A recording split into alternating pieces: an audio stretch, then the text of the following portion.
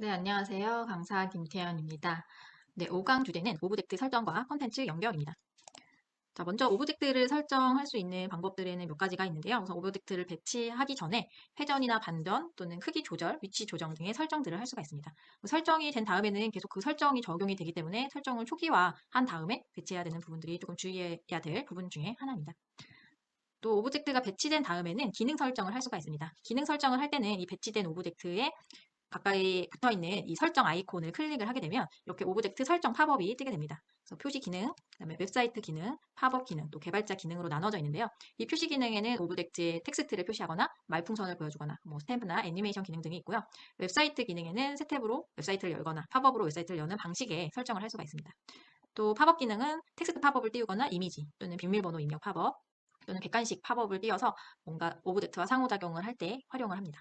이런 부분들을 설정하는 부분들을 함께 해보도록 할 거고요.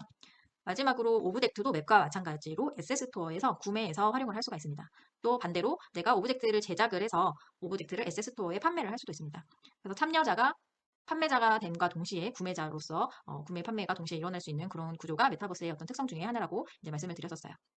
자, 이렇게 이 공간을 구성하는 이런 물건, 그 다음에 건물, 그러니까 바닥과 벽을 제외한 모든 것들을 이제 오브젝트라고 하게 되고요. 그 오브젝트를 오늘 사용해보는 방법을 배워보도록 하겠습니다. 자, 그러면 실습을 같이 해보도록 하겠습니다.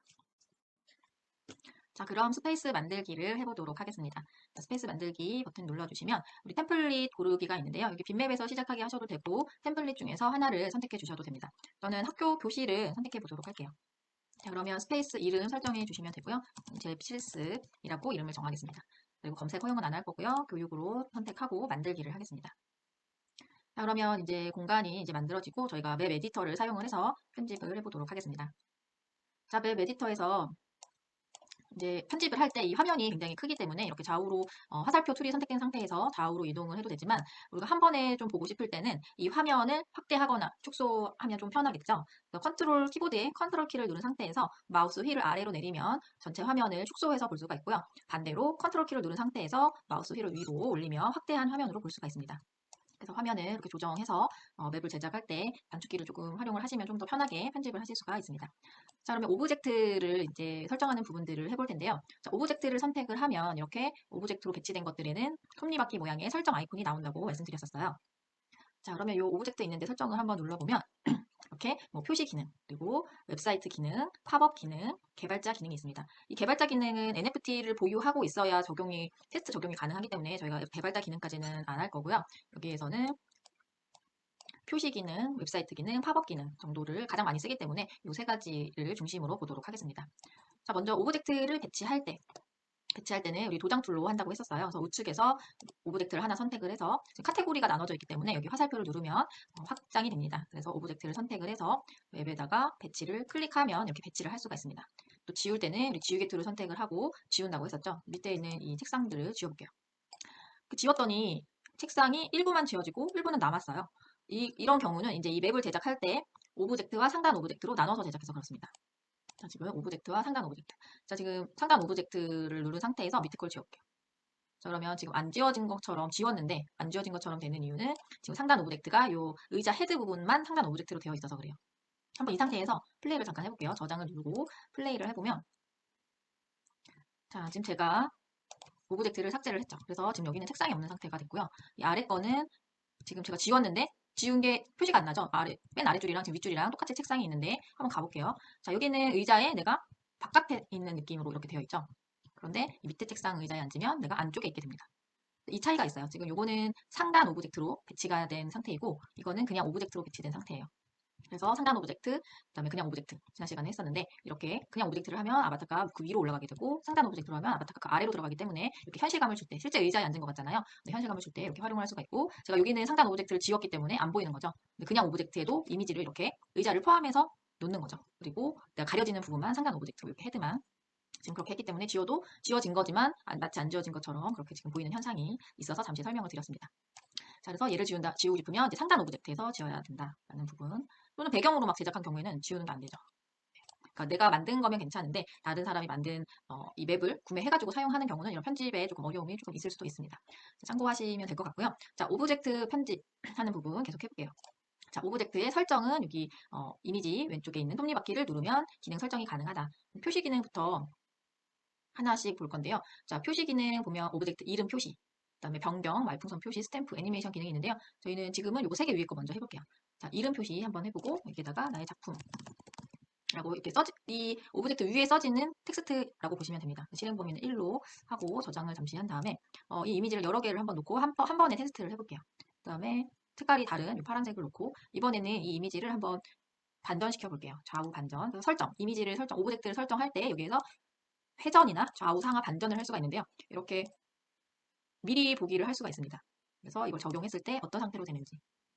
저는 이렇게 반전해 놓은 상태로 좌우 반전을 하는 상태로 클릭을 해볼게요. 그러면 내가 이렇게 배치를 바꿀 수도 있고요. 자, 이번 설정에서는 오브젝트 변경으로 해보겠습니다. 오브젝트 변경. 자, 이거는 선택사항이라서 이름은 안 넣을 거고요. 이번 오브젝트는 오브젝트 사라지기를 해볼게요. 그러면 어떻게 될까요? 내가 이 오브젝트에 다가가면 이 오브젝트가 없어지는 거죠. 요거는 바로 실행으로 한번 바꿔볼게요. 그리고 저장을 누르고 설정을 끄고 자, 이번에는 또 한 가지를 더 설정을 하기 위해서 또 다른 이미지를 하나 선택을 하고 이번에는 크기 조절을 해보겠습니다. 설정에서 지금 100%로 되어 있는 거를 50%로 바꾸면 이미지가 이렇게 작게 축소가 됩니다. 반대로 내가 크게 하고 싶다. 그러면은 200%로 확대를 하면 이렇게 크게 배치를 할 수도 있습니다. 자, 그러면 또 오브젝트 설정을 한번 해볼게요. 설정에 들어가서 이번엔 말풍선 표시. 여기다가 나는 모나리자야. 이렇게 하고 실행 범위 1 해서 저장 눌러보고요. 자, 그 다음에 지금 3가지 다 한번 했으니까 한번 테스트를 해볼게요. 저장 눌렀으니까 한번 플레이를 눌러서 어떻게 실행되는지 보도록 하겠습니다. 자, 그럼 내가 작품에 가까이 갔을 때 F키를 누르게 해놨으면 이렇게 F키를 누르라고 나올 거고요. 지금 나머지 하나는 바로 없어졌죠. 아까 설정했던 게 가까이 가면 오브젝트 사라지기라는 기능을 지금 설정했기 때문에 갔더니 바로 없어졌어요. 그리고 맨 첫 번째 설정했던 거는 내가 가까이 가면 나의 작품이라고 텍스트가 표시되게 했었죠. 그래서 이렇게 텍스트 표시되기, 가까이 가면 사라지기, 그리고 이거는 F키를 눌러야 되겠네요. F키 누르면 나는 모나리자야 라고 말풍선 표시하기. 네, 이렇게 표시 기능들을 사용을 해봤습니다. 자, 다시 웹 에디터로 가보도록 할게요. 그래서 이 오브젝트의 표시 기능은 뭐 크게 어려운 부분들은 현재 없습니다. 그래서 여기 오브젝트를 선택한 상태에서 설정해서 표시를 할 수가 있는데 다시 되돌아가려면 이쪽에 화살표를 누르면 이전으로 되돌아갈 수가 있어요. 자, 그래서 이름 표시, 그 다음에 오브젝트 변경, 사라지게 하는 거였죠. 제가 말풍선 표시 이렇게 3개를 해봤고요. 다음 스탬프를 한번 해볼 텐데요.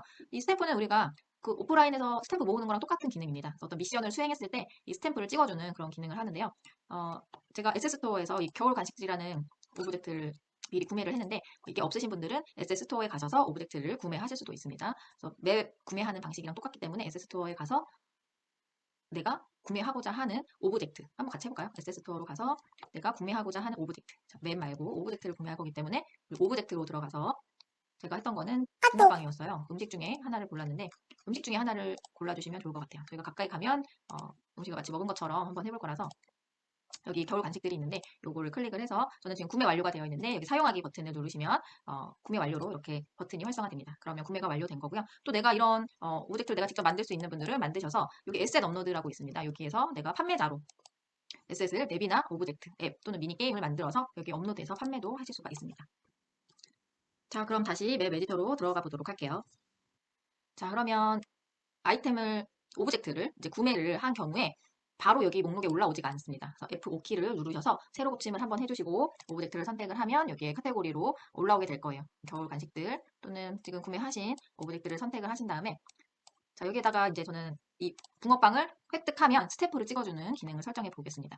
붕어빵을 이렇게 빵의 종류를 3개를 여기저기 다른 데다가 배치를 해서 이 붕어빵을 찾아가서 스탬프를 찍을 수 있도록 해볼게요.